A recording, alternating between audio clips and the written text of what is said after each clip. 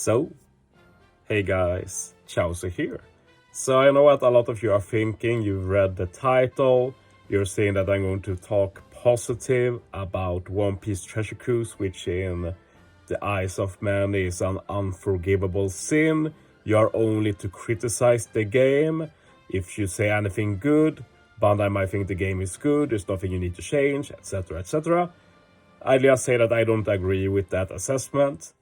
I think it's fair to both criticize but also praise, because I feel like if you always criticize, like it just gets monotone. Like not everything is awful with the game.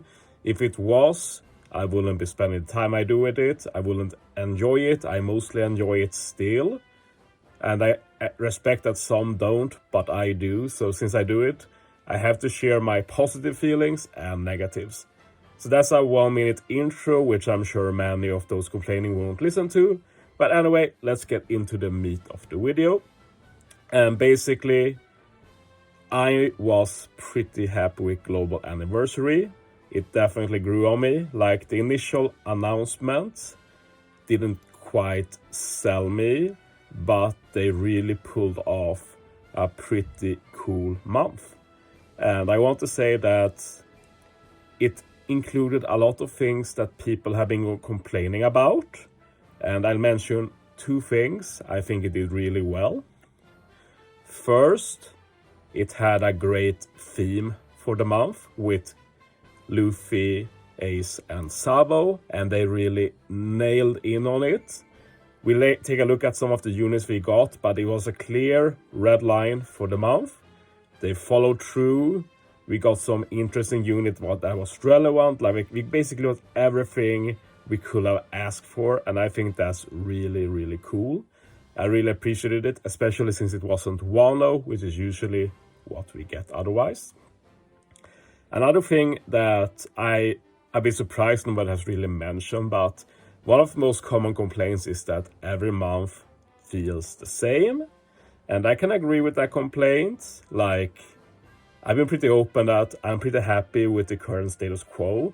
It just needs a bit more added. I've been very vocal about monthly arena, monthly Grand Voyage. Like, if I get those 2, like, I am happy forever, basically. That's all I want. Even if they do arena 1 month, Grand Voyage next, like, that's also what I'd be content with. So I'm pretty easy to please. Like, I like what we got now, I just want a bit more. But, like, no matter what, I don't feel like you can ignore World Cruise. Like, I know the complaints about World Cruise. People are saying that it's just a normal month, normal events, but they tack on some other stuff to it. But to that, I'll say that if they did that every month with different stuff, not just the usual events, like they could do a month with special Garp Challenge stuff, they could do a month with special arena stuff, like they could do a lot of stuff monthly, and I feel like that will help feel like they put the time and effort in, because with this ranking and everything, like sure, it's not as much effort as a brand new content arena or something, but it's still not nothing, and the rewards are still very good. And for someone who likes to compete in ranking events, like it was super fun to compete with JP. And obviously on a personal note, like I've not talked about the results yet since they aren't final, but I did pretty well. And that obviously influences my opinion. But even if I didn't have the options to go that high, like I could have been satisfied with a top 50 or top 100 or something to aim for. So I think World Cruise was incredibly well made. And it's basically, like I say, as a package, like it's not just World Cruise, like it was also pretty jam-packed with content. Like we got the Blitz, and during the Blitz we got the Grand Party, and then, yeah, we got the Power Rumble Finals, and I'm a strong believer that during Power Rumble Finals, they should put out a new arena. Like there's no excuse, in my opinion. You can't devote an entire week to just the point events. Power Rumble Final. That's my personal opinion. So that's the only minus in my opinion. And sure, and then was just normal Power Rumble Trash Map Kizuna, but it had that World Cruise spice, which made it very cool. So it felt like a special month. Next year, I will actually look forward to Global Annie. I won't talk about it like a meme or something. So I'd say that Global Annie is now the 4th biggest event in general. For me personally, it might be a bit bigger than that. Like, I enjoy World Cruise so much, so Global Annie might be close to the top now. Probably third at least. It's hard to say, like Global Annie, New Year, and the JP Annie. Like, I respect it for others, like, it's clearly JP Annie, but for me, JP Annie usually have absolutely nothing to do at all.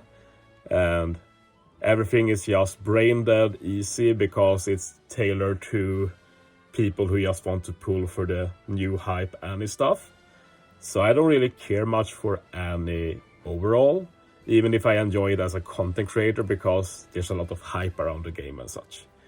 But other than that, like, I might be saving specifically for Global Annie to pool and invest resources and stuff, which was unthinkable not long ago. Like, Global Annie went from a meme to something exciting for me personally thanks to World Cruise. But as said, it's not just World Cruise. They pulled off a very cool themed month. We can't go through it from the beginning since they've removed the old point event with Yamato.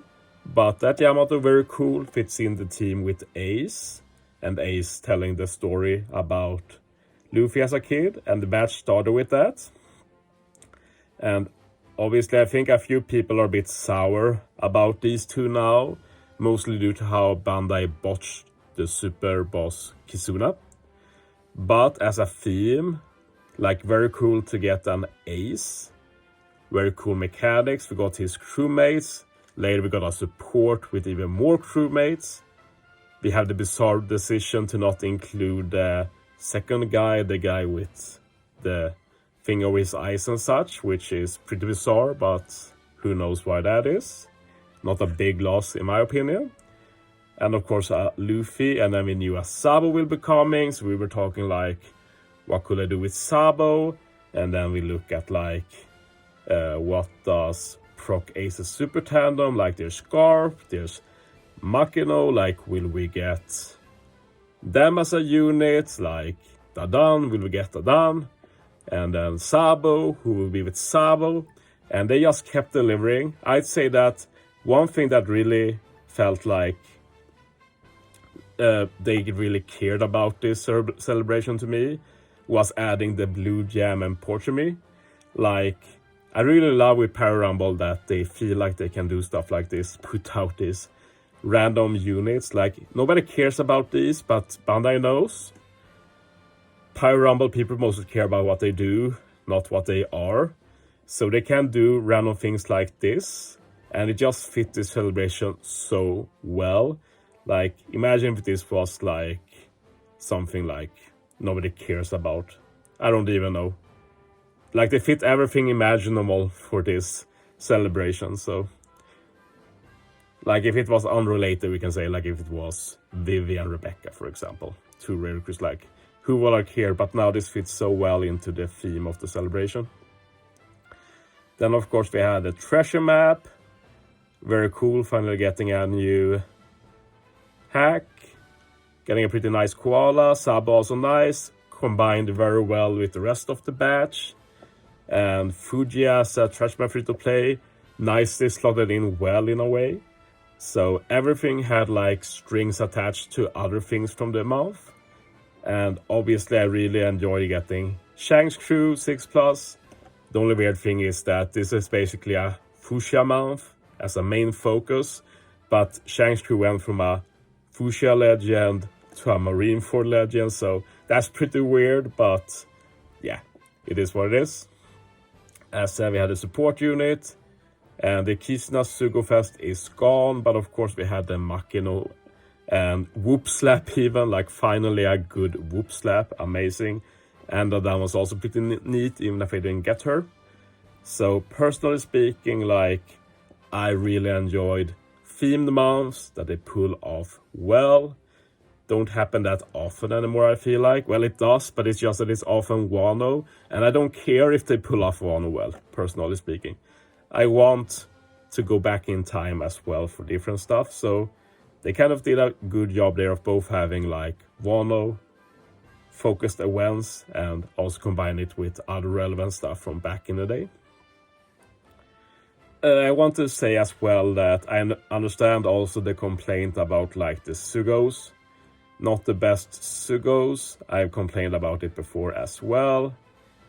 Part 1, final step is poor. There's a lot of bad multis without guaranteed. It's also bad that every single new legend was an Annie legend.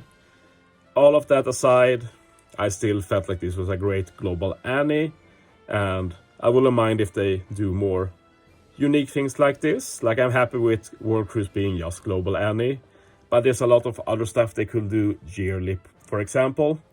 Like now, for example, I feel like half Annie feels meaningless when they did all this for global Annie. Like, they should really do something for half Annie as well, because right now it's like just a reason to release Annie Legends, basically. Nothing more than that.